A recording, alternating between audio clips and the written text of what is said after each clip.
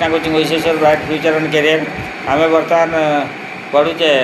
classification periodic classification of element period table पढ़ुचे आम long form period table पढ़ी सारे बर्तमान डिटेल लांथानाइट एक्टिनाइट विषय भी पढ़ी सारे why the lanthanide and actinide played below the period table because undue expansion of the period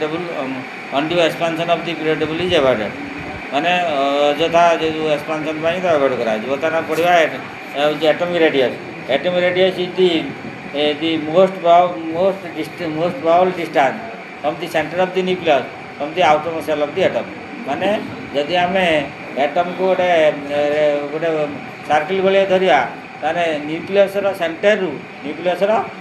रु आउटर मोस्ट सेल बाह्यतम शक्ति स्तर पर्यंत जी दूरता हम ताको आम एटॉमिक रेडियस कहवा एटॉमिक रेडियस होची न्यूक्लियसर मझिबिंदु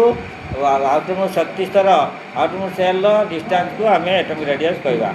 the covalent radius what is covalent equal sharing equal contribution equal contribution equal sharing माने आम समान एटम माने समान देवे समान भाग कर two equal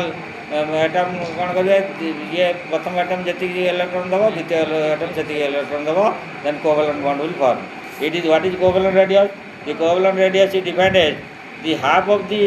distance between the centre of the nucleus of two covalent bond atom दीटा कोवेलेंट बॉन्ड एटम रो दुईटा कोवेलेंट बॉन्डेड एटम जो डिस्टेंस अच्छी तार अधा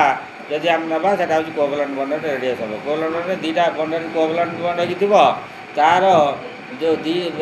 centre nucleus centre of the nucleus centre रु दीटा एटम न्यूक्लियस सेंटर रु अधा मैंने that is half of the distance of the between the centre of the nucleus of the two covalent bonded atom दीटा covalent bonded atom भितर जो distance अच्छी तार अधा ताको आम कोवेलेंट रेडियस कहवा यदि देन आम पढ़ा व्हाट इज आयनिक रेडियस तो कोवेलेंट रेडियस आम पढ़ा बर्तमान atomic radius increases as you move from top to bottom of the period bottom of the group आम जदि टॉप टू बॉटम आड़ को जावा ताले atom of the that is the atomic radii along with the group it is atomic ready along the group atomic ready of the atomic ready along the group as you move down from top to bottom of the group then atomic radius increases as you move from left to right of the period then atomic radius decreases then जब आम group तौक जा atomic radius बढ़